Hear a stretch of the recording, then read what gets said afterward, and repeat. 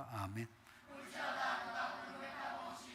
악사람의 눈이 그를 보겠고 그를 찌른 자들도 볼 것이 땅에 있는 모든 족속이 그로 말미암아 애곡하리니 그러하리라. 아멘. 아멘. 마무리 마지막에 가까워서니 정신 차리라 합니다. 정신 차려서 기도하랍니다. 기도를 해서 사랑하는 사람이 되랍니다. 그 정신 차리라, 근신하라. 자, 이런 말씀은 정신 차리지 못한 채 또 해이한 채 살아간 사람에게 주는 나팔 소리 같은 말씀입니다. 기도하는 거 아무나 기도하지 못하더라. 정신 똑바로 들어야 기도가 됩니다. 요한계시록 5장에 24장로가 이 금대접을 하나님께 드리는데 여기에 향이 가득해요. 그 향이 성도의 기도래요. 고로 우리가 기도하면 하늘의 천사들 24장로들이 우리 기도를 들고 아버지께 간다는 거예요. 신기하죠? 하면 아버지 하나님이 기도를 들으시고 기도를 땅에 부으신다, 이루어 주신다는 거예요. 이게 대접이 금대접이에요. 금대접. 고린도전서 우리가 새벽에 읽고 있죠. 우리의 믿음을 하나님이 테스트 하신대요. 태워가지고 나무와 집, 풀은 태워지고 없어요. 그러면 아무것도 안 돼요. 근데 금, 은, 보석은 남아요. 기도가 풀과 집, 나무 같은 그런 기도는 없어져요. 금과 은, 보석 같은 그런 기도가 올라가는 거예요. 그래서 우리의 믿음이 좀 단련되어야 돼요. 믿음이 단련되어야 기도가, 금 같은 기도가 나와요. 우리는 무조건 기도만 하면 다 이루어 준다라는 그런 순박한 믿음 가지고 있어요. 틀리지는 않는데 틀렸어요. 우리 하나님을 만만하게 보는 거예요. 이런 거죠. 내가 기도하니까 들어줘야지, 이제 이런 거죠. 근데 우리 하나님은 만만한 하나님이 아니고 우리가 경외해야 할 하나님이에요. 경외해야 하는 하나님. 그래서 하나님께 나아가서 예배하거나 기도하거나 뭘 할 때 다른 거와 구별해야 돼요. 거룩이란 말은 모든 것에서 구별됨이 거룩이란 뜻이거든요. 하나님이 거룩하시니 너희도 거룩하라 할 때 거룩한 기도는 다른 거와 구별되어 말을 해도 행동을 해도 그 말과의 행동의 의도 그리고 방법 그리고 목적이 다른 거와 구별돼야 돼요. 하나님을 향한 뭔가가 있어야 돼요. 고로 정신 차리라 할 때 이 정신 차리는 이게 뭐냐니까 하나님을 생각하는 거예요. 말씀을 생각해야 돼요. 시편 1편 아시죠? 주야로 주의 말씀을 묵상한다. 그 묵상이요, 아무 말하지 않고 가만히 있는 게 아니고요, 중얼중얼 거리는 거예요. 소가 하지 않고 내 입을 움직이죠. 그 되새김질이에요. 그 되새김질 하는데 내 입이 움직이죠. 그 말씀을 되새김질을 하는 거예요. 그 말씀을 되새김질하면서 소화하는 겁니다. 그렇구나. 몰랐네.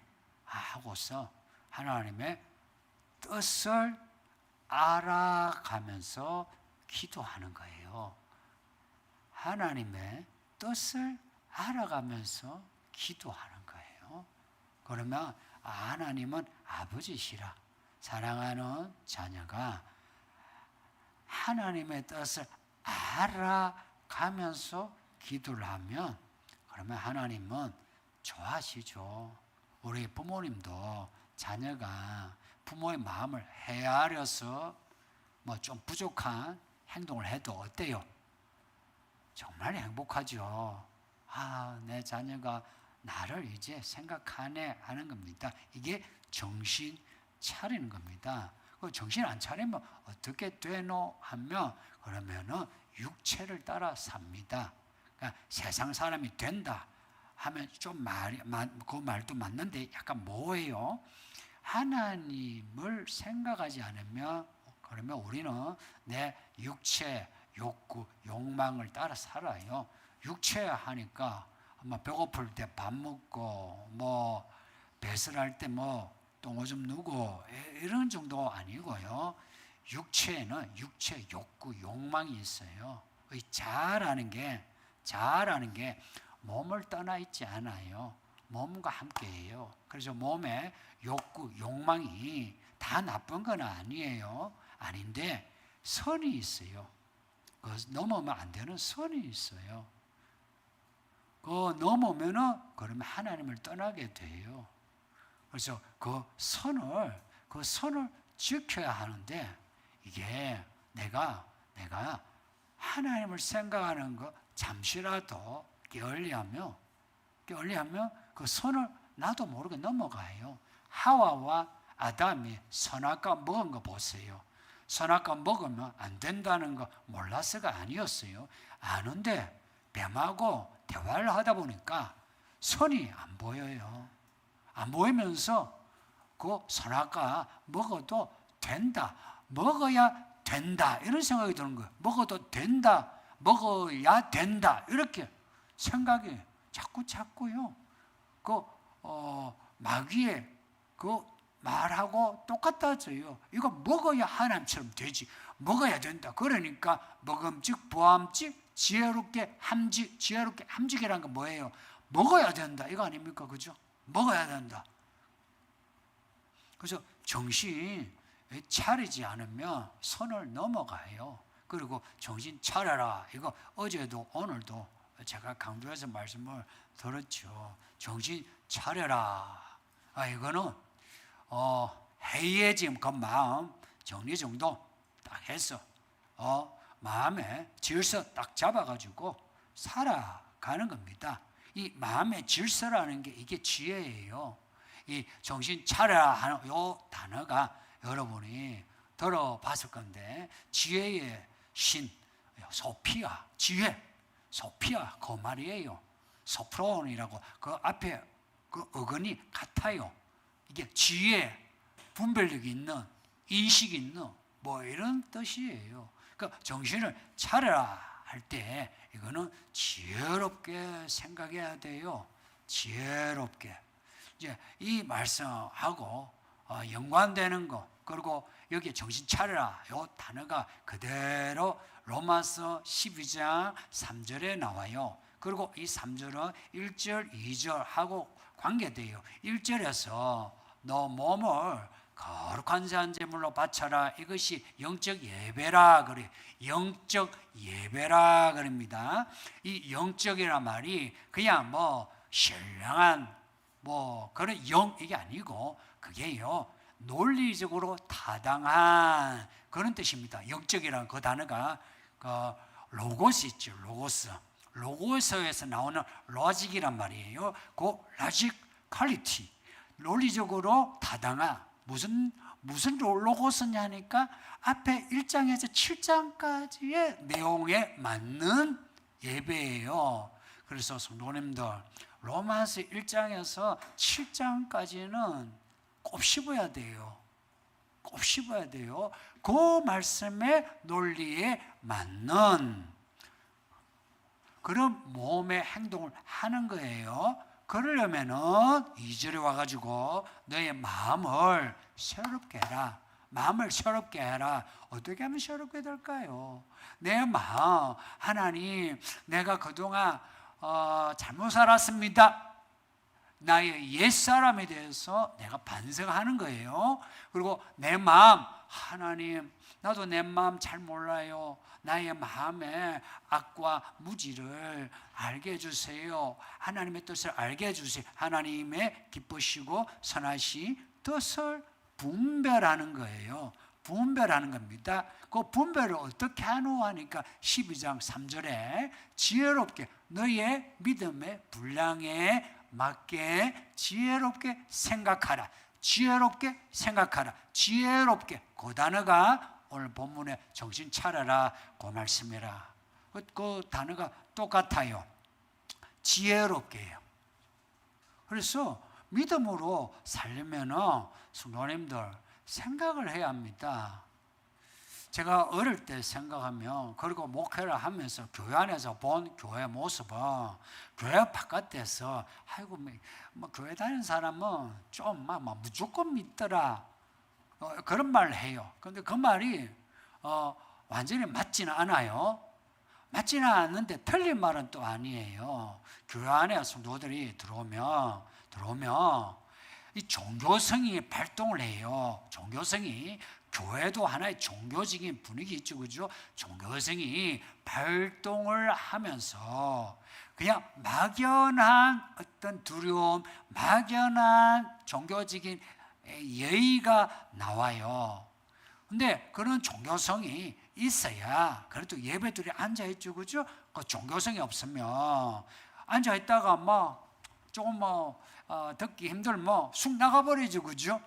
그러면은 그 종교성이 없으면 그러면 교회 생활이 초기에 교회 생활이 안 돼요. 그래서 종교성이 필요하긴 해요. 필요한데 이게 1년, 2년, 3년, 10년 종교성이 되면요, 그 종교성은 사람을 지혜롭게 만들지 않고 우둔하게 만들어요. 우둔해지면 그러면요, 이게 아이러니하게 교회 오래 다닌 사람이 마귀짓을 많이 해요. 왜냐니까 마귀가 아담과 하와 이렇게 꾀듯이 그런 종교성으로 자꾸 꾀요. 종교성으로 꾀어요. 그러나 1년, 2년, 3년 다니면서 지혜로운 사람은요, 지혜롭게 생각하는 사람은 하나님을 아는데 관심을 가져요. 내가 왜 예배하지? 내가 왜 교회 다니지? 내가 왜 11조를 하지? 왜 내가 주일 헌금을 하지? 이제 이유를 자꾸 내가 찾기 시작해요.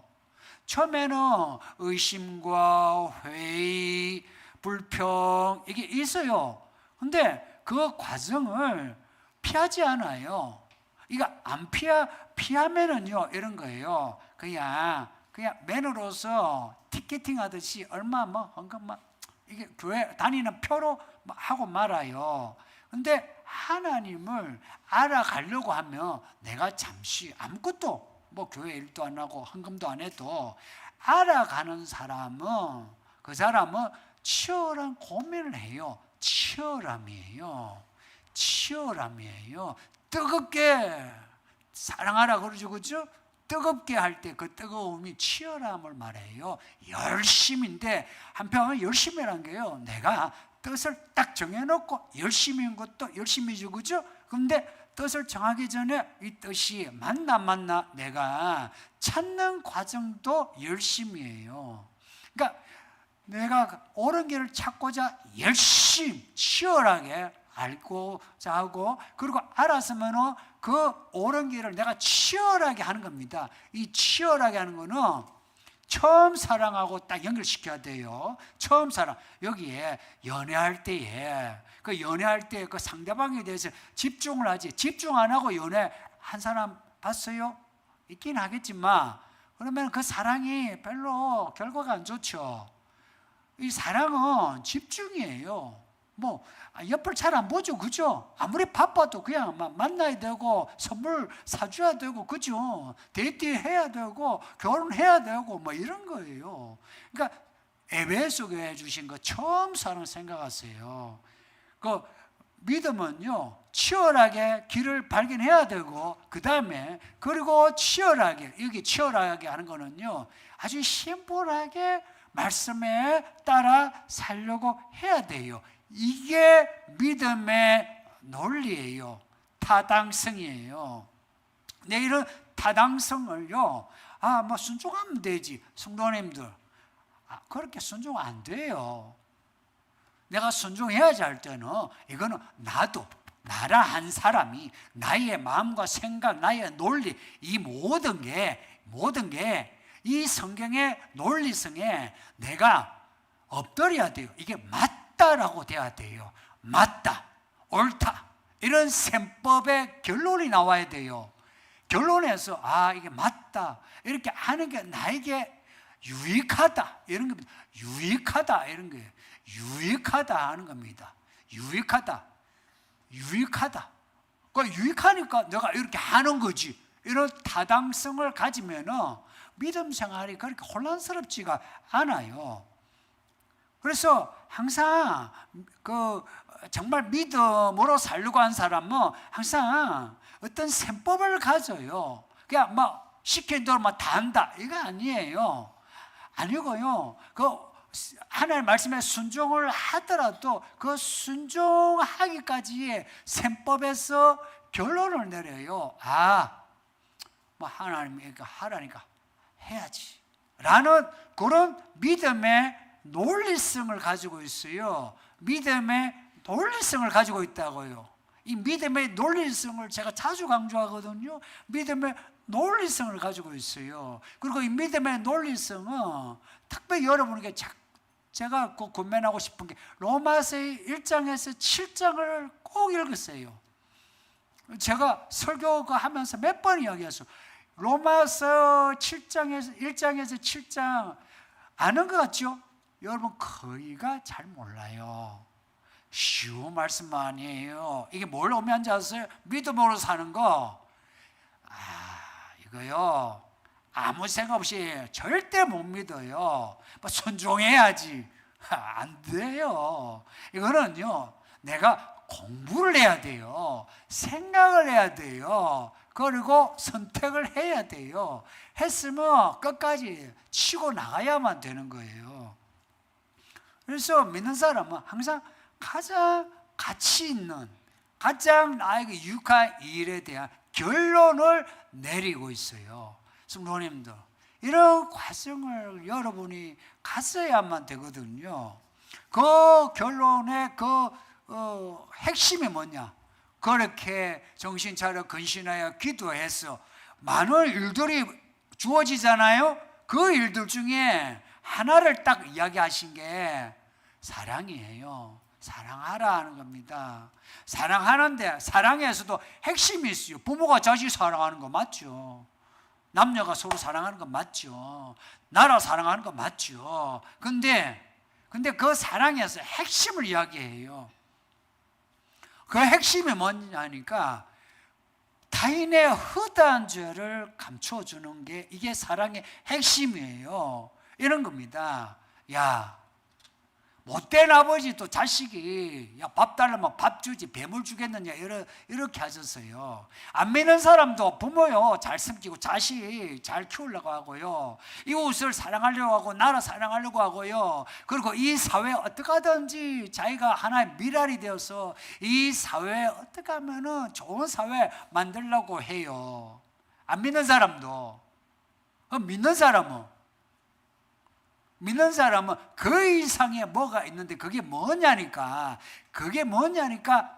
형제의 허다한 죄를 덮어둔다. 이 죄가 무슨 죄겠어요? 내게 지은 죄예요. 세상의 법, 도덕, 매너 그 한계가 뭔지 아시죠? 하무라비 법전에 나왔던 이에는 이, 눈에는 눈. 이거 구약에도 나와요. 이게 사람의 한계예요. 눈에는 눈, 이에는 이, 이거예요. 내가 있잖아 사랑을 받는 것도 받은 만큼 내가 하는 거죠. 부부간에도 그런 부부 있죠. 내가 한 만큼 하고 그걸 또 세련됐다 여겨요. 이게 뭐 부부간에 뭐 요즘 어떤 젠더의 이상을 실현한 것처럼 그렇게 생각하는 부부 있어요. 정말 뭔가가 어긋난 거죠. 성경의 사랑은 핵심은 나에게 죄 지은 사람에 대해서 덮어둔다, 숨겨둔다는 겁니다. 숨겨둔다는 걸 안 드러내는 거예요. 그러니 이런 사랑이 있는 사람이 밥 먹으면서 내 아내 아이들에게 아이고 김집사가 어떻고 이 집사가 어떻고 그런 말 할까요? 안 하죠. 무슨 업무상 공무상 비밀을 지키는 것처럼 비밀로 하는 거예요. 그러면서 나에게 해를 끼쳤어요. 나에게 죄를 지으면 그 해를 어떻게 합니까? 내가 그게 감당하는 겁니다. 감당할 수밖에요. 제가 또 한두 개냐, 허단, 여기 허단 이 단어는요, 군중을 말할 때 쓰는 단어예요. 그 명사형은 항상 군중으로 나와요. 성경에 무리들이 그 단어예요. 그러니까 그 죄가 나에게 하나 두 개가 아니고 수십 개, 수백 개가 되는 그 죄를 내가 감춰두는 거예요. 성도님들, 누가 이런 사랑을 가지고 있어요? 우리의 본능은 이런 거 없어요. 그러니 이 사랑은 그리스도의 그 사랑을 내가 받을 때만 사랑할 수 있지 내 사랑이 아니에요. 근데 많은 사람들이 자기가 사랑하고 있다 여기고 있다 여기에요. 진짜 많은 그 교회 성도들이 나는 사랑의 사람이라 그래 여기고 있어요. 그러니까 이런 말씀이 들어가겠어요? 이런 말씀은 이런 거예요. 여러분은 사랑의 능력이 없어요. 하나님에게 사랑의 능력을 받으세요. 이런 말씀인데 나 사랑하는데 이러고 있는데 무슨 말씀이 들어가겠어요? 고작하는 게 아이고 그래 뭐 김집사는 그래 말이야 저런 살면 안 되지 이런 생각하는 거예요. 우리에게는 사랑의 능력이 없어요. 부모도 자식에 대한 사랑, 여기 부모들 자식에 대해 얼마나 계산하고 있어요. 부부간에도 얼마나 계산하고 있어요. 우리에게 사실은 사랑의 씨앗도 없어. 만인의 투쟁처럼 부부간에도 투쟁하고 경쟁하고 이 홉스가 대단한 사람. 이 마지막 때의 어떤 상황을 그대로 이야기한 것 같아. 특히나 이 마지막 때 자본주의, 민주주의, 개인주의, 대중문화 이런 게 되면서 우리가 서로가 문제 없는 것 같죠? 옛날에는 격차가 있을 때 오히려 질서가 있었고 서로가 갈등이 없었어요. 부부간에도 그래요. 부부간에 우리가 보기에는 아이고 갑부장직이다 그러죠. 그때 그 갑부장직의 가정에 부부간 알아보세요. 얼마나 아내를 사랑하고 아내는 남편을 존중하는데. 근데 요즘은 다 비슷비슷하죠, 그렇죠? 부부간에도 비슷비슷하죠. 그 비슷비슷하니까 서로가 존중합니까? 아니요. 이게 인간의 역설이에요. 서로 우리가 동등해지니까 서로가 경쟁하고 투쟁하고 사회 악이 더 심화되고 폭력이 더 커지고 전쟁도 더 커졌어요.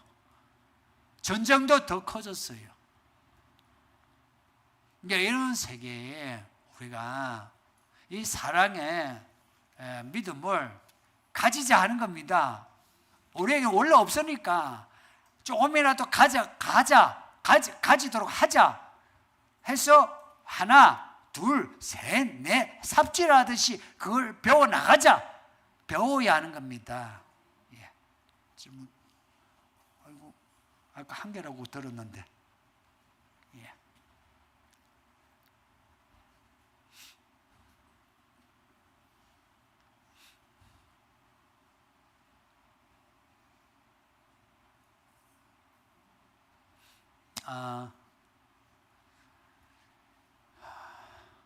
홈페이지에 SNS에 글 안 써도 구원받습니다. 아세요? 구원받습니다. 그러니 그걸 구원의 부담으로 여기지 마세요. 하란 거는 이런 거예요. 너희가 이제 교사가 되어야 되지 않나. 근데 여전히 초보에 머물러 그래 있어야 되겠느냐 하는 의도에서 교사는 믿음의 믿음이 자란 사람은 이제 사람들에게 믿음을 고백하고 믿음의 이야기를 펼쳐야 돼요. 이거는 책임감이에요. 책임감을 가져야 돼요.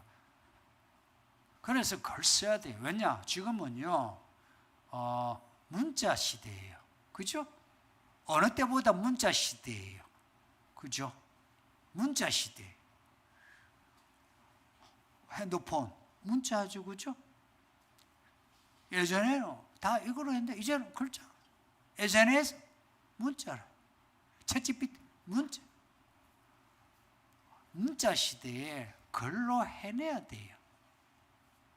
이게 시대의 어떤 요청이고, 두 번째가 글을 쓴다는 거는 언어를 정리하는 거예요. 우리 성도들이 개념이 정확하지가 않아요. 개념이 구원, 믿음, 성경, 경건, 천국, 지옥, 귀신, 혹은 믿음의 초보, 믿음의 장성한 분량, 이런 거 있죠. 흔히 듣는 그런 말의 개념이 정확하지가 않아요. 그 개념이 그거 외워서 되느냐? 그렇지도 않아요. 그 개념은 남자가 여자에 대해서 성교육 시간에 배웠어요. 그러면 남자가 여자를 다 아는 겁니까? 여자가 성교육 시간에 남자에 대해서 다 동영상으로 다 봤어요. 배웠어. 그러면 아는 겁니까? 그거 아닌 거 아시죠? 경험이 돼야 돼요. 똑같이 이 말씀 이거요.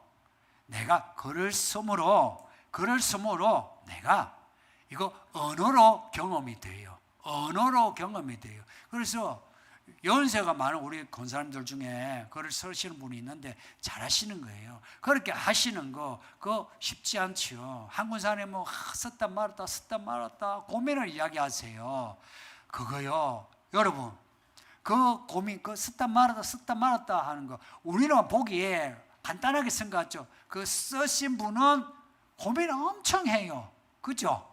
엄청 고민해요. 그래서 우리는 그 고민한 그걸 존중해 줘야 돼요.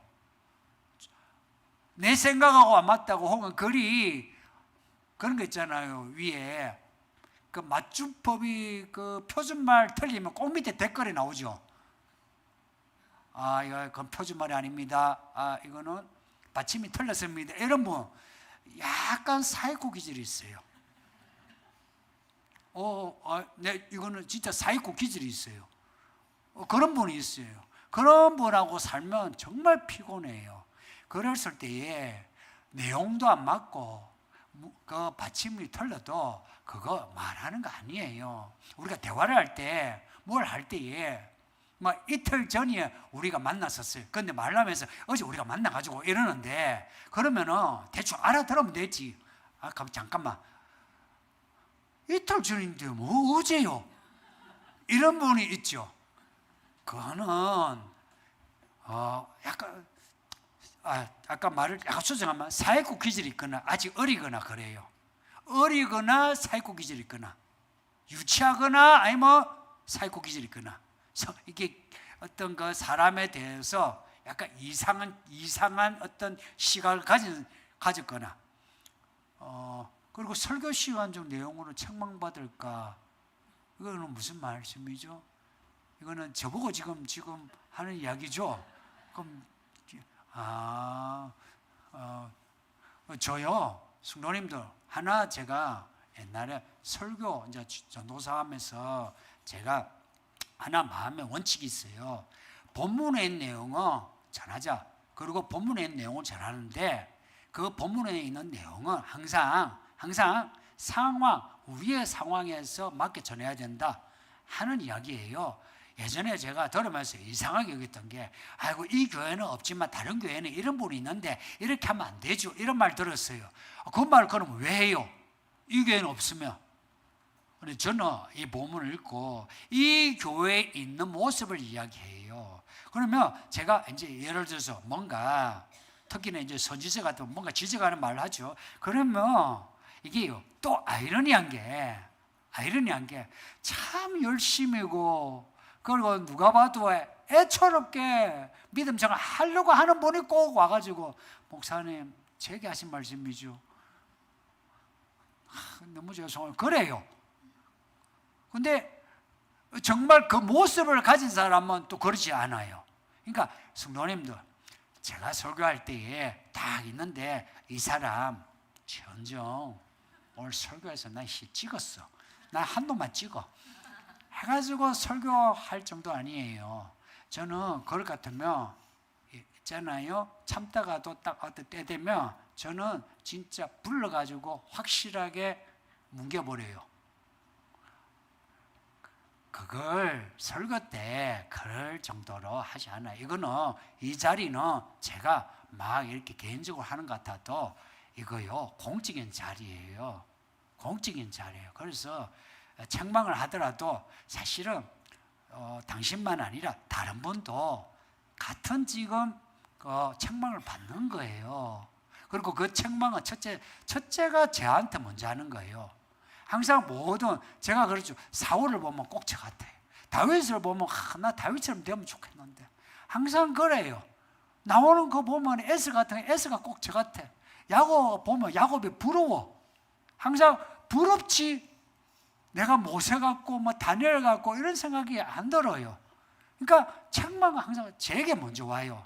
그러니까 제가 먼저 저한테 이렇게 찌르고 베고 하고 하니까 여러분도 각오하세요. 그렇게 하는 겁니다. 그리고 구원을 위해서 눈치 보지 말아야지 하는데 약간만 눈치 보면 돼요. 약간 눈치는 봐야 돼요. 눈치 없이 그러면요, 이거요, 눈치 없이 하는 거 아무도 없을 때 눈치 없으면 되고요. 사람하고 있을 때는요, 이 적절해야 돼요. 적절해야 돼요. 특히 이제 여자분들 아내 그 남편 눈치 안 보고 막 한다 그러죠. 어떤 분은 너무 눈치 보고, 어떤 분은 너무 눈치 안 보고 그러면 안 돼요. 이게 그래서 지혜롭게 생각하라. 이게 필요해요. 이거 타입이 아니고요. 지혜의 문제예요. 그리고 힘내어 글을 쓰도록 할게요 했으니까 글을 쓰세요. 꼭 쓰세요. 이거 대답을 안 하시나? 쓰세요. 예, 쓰세요. 글을 써야 돼요. 글을 써야만 사람은 사람됨을 가져요. 이 지식 사회에서는요. 문자 사회, 언어 사회, 문화 사회, 이 전부 다 언어와 관련되는 말이에요. 넘어갑시다. 나의 믿음을 사람과의 관계를 통해 나타내신다고 하셨는데요. 가족보다도 먼저 성도 간의 관계를 통해 나타내시는 이유가 있을까요? 그렇죠. 가족하고 성도하고 딱 관계 여기면 성도가 가까워요. 왜 가까운지 아시죠? 성도는요, 여기서도 우리가 타인으로 보이지만 여기서도요, 가족보다 가까워요. 지체라고 했어요. 가족을 지체라 여기요. 살붙이 피붙이라 하지만 성경은 딱 지체라고 해요. 지체. 왜 또 가까웠냐? 여기서도 관계고 죽어서도 같이 가요. 여기서 만난 사람 천국이라도 봐요. 그러니까 사실은 가족보다 가깝죠. 근데 가족도요, 같은 믿음의 가족이면요, 성도고 가족이면 훨씬 좋죠. 그죠? 그래서 같은 믿음을 가져야 돼요. 가족인데 나는 내 믿음, 내 가족의 따로 믿음 이렇게 되면요, 같은 가족이 같이 교회를 다녀도요 하나가 안 돼요. 그래서 가족 간에는요 같은 교회 다녀야 되고요, 같은 믿음을 가져야 돼요. 여러분 중에 이제 뭐 나는 이 교회, 너는 이 교회 해본 적도 있죠. 그거요 해보면요, 하면 할수록 뭔가가 황폐하다, 뭔가가 목마르다는 게 느껴져요. 차라리 저는 이 교회를 고집하지 않아요. 저는 이 교회 주인이 아니에요. 청직이라. 그래서 만일에 이제 연말도 되어 가니까 교회 정리해도 돼요. 여러분이 이 교회에 있다가 나는 정말 내 참 뭐 삶을 위해서 다른 데 간다면 저는 또 말리지 않아요. 그러니까 이런 거예요. 가족끼리는 같은 믿음 해야 돼요. 근데 성도는 교회라고 하는 그리스도 몸이에요. 가정은 그리스도 몸이라 하지 않아요. 교회는 그리스도 몸이에요. 그리고 교회 안에 있는 이 아이를 뭐라고 했는지 아세요? 그리스도 예수라고 했어요. 그래서 이 사람이 그리스도라고 이 아이에 대하는 게 예수님에 대해 대하는 거라고요. 고로 가족으로부터가 아니고 교회 성도를 통해서 우리의 믿음을 드러낼 수밖에 없어요. 그렇지 않겠어요? 이 성도가 그리스도 예수의 그 은혜 받은 사람이라 이 성도를 통해서 나의 문제를 드러내시는 거라 그걸 각오하세요. 많은 사람은 이게 불편해서 교회를 안 다니려고 그래요. 밥만 먹고 그냥 가려고 해요. 밥도 안 먹어요. 성도님들 그렇게 한 10년을 보내보세요. 변화가 있는지. 변화 있는 사람 없어요. 교회 생활을 해야 돼요. 생활을 해야 돼요. 그래서 이 교회가 그렇게 쉽지는 않아요. 왜냐? 다른 교회도 다 그렇게 하면 되는데 다른 교회는 뭐라고 하냐? 지금 강남에 많이 성장하고 부흥하는 교회는 이래요. 야, 교회 오래 있지 마라 그래요. 이 바쁜 세상에 교회 오래 있지 말고 야, 뭐 한 달에 한 번은 다른 교회 가도 되고 그리고 교회 주일도 한 번 예배하고 따로 각자 생활해라 그래요. 하고 싶죠 그렇게? 솔직히 하고 싶죠? 오늘 그냥 밥만 먹고 가고 싶었죠, 그죠? 가고 싶은데 지금 붙어 있죠. 저도 오전 예배하고 저도 가고 싶어요. 뭐 오후까지 가고 싶어.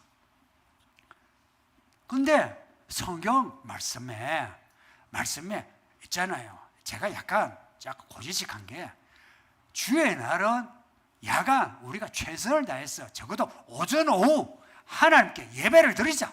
옛날에 그 구약 읽으면서 그 상번제라는 게 있어요. 상번제.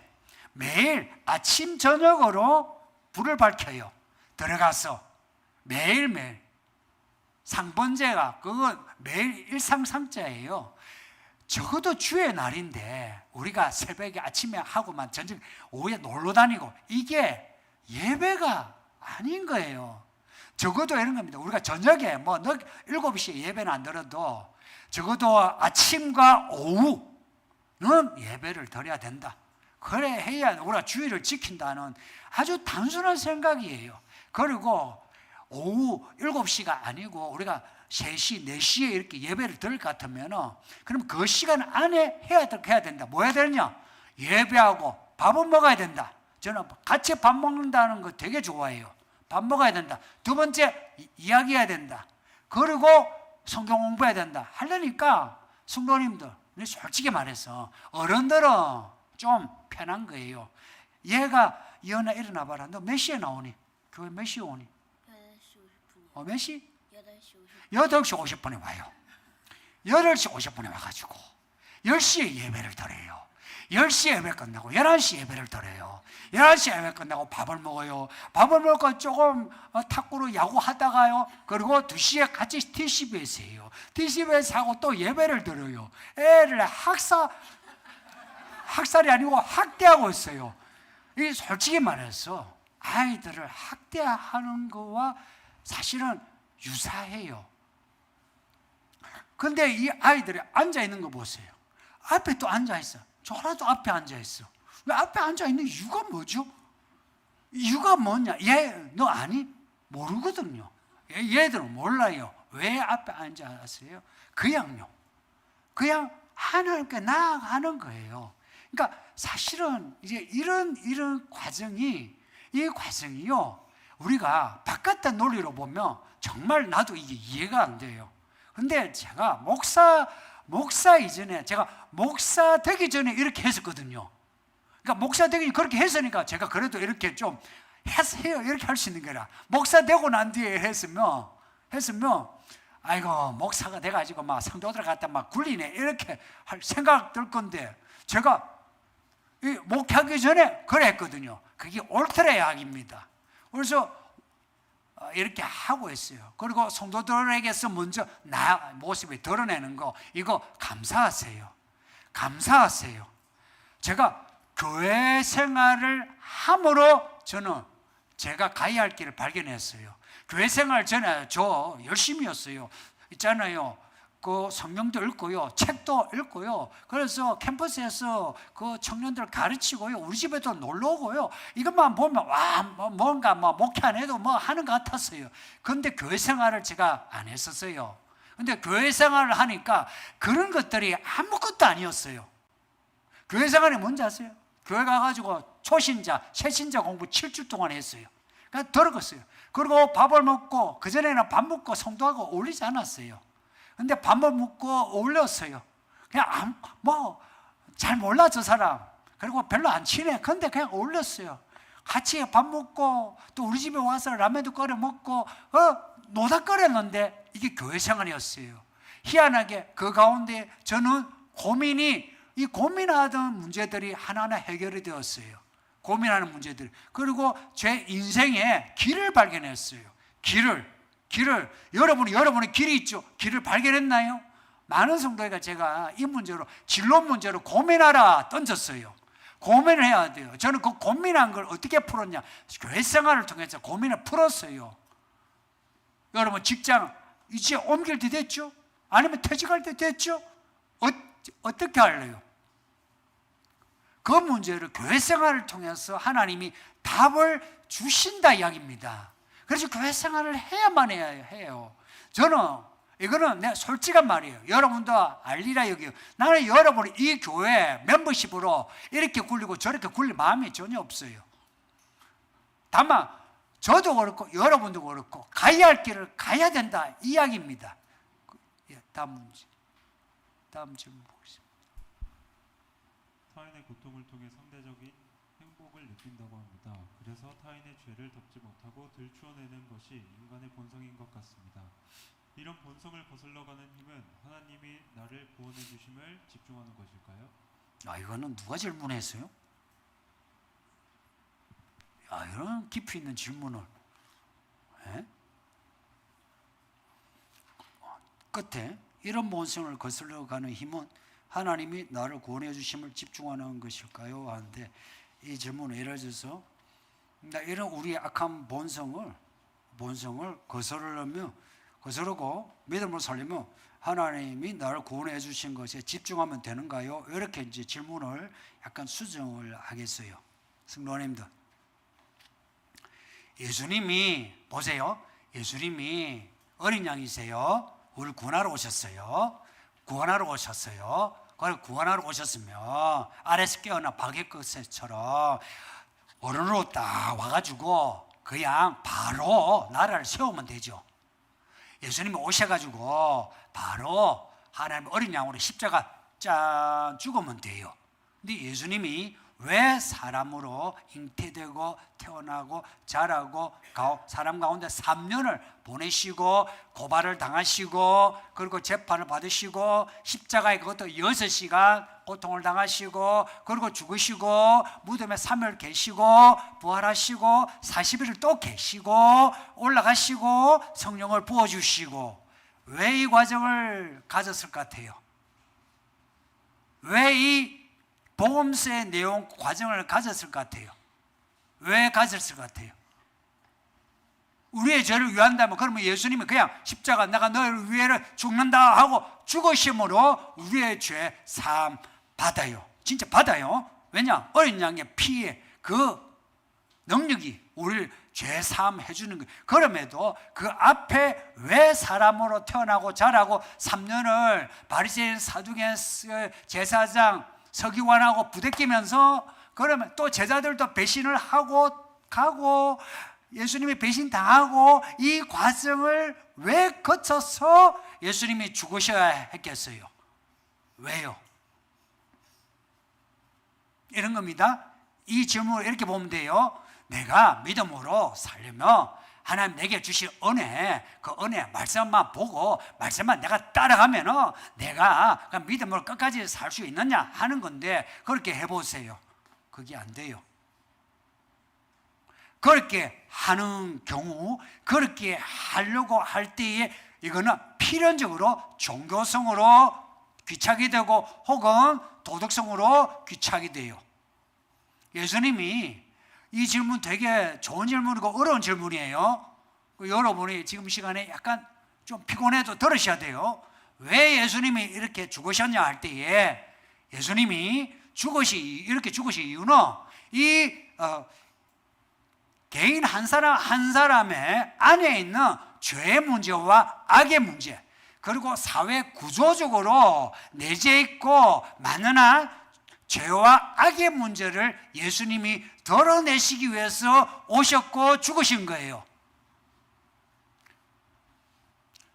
예수님이 오시기 전에는 그 바리새인 서기관 그리고 유대인 그 일반인 한 사람 한 사람의 그들의 죄는 그들의 악은 안 드러났어요. 그들은 서로가 다 우리는 하나님의 백성이요, 나는 이렇게 구제를 하고 우리는 이렇게 예배를 드리고 자기들의 악을 전혀 몰랐어요.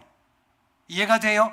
이게요, 그 전에 남유다가 망할 때도요, 그들은요, 우리가 예레미야서 읽고 있죠. 그들도 똑같이 하나님 도와주세요 하고요, 하나님 우리를 도와줄 줄 믿습니다 했어요. 이게 구원에 집중하는 거죠.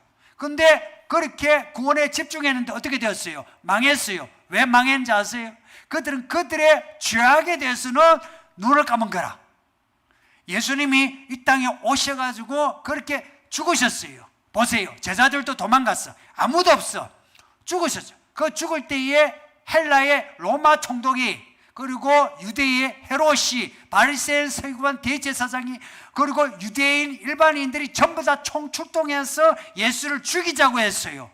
알고 보니까 세상에 그 정치적인, 종교적인, 그리고 일반인까지도 전부 다 알고 보니까 악한 놈들이었던 거라. 전부 다 악인들이었던 거라. 예수님이 오시기 전에는 그 악의 문제가 나타나지 않았어요. 그런데 예수님이 오시면서 예수님은 이 악의 문제를 완전히 드러내신 거라.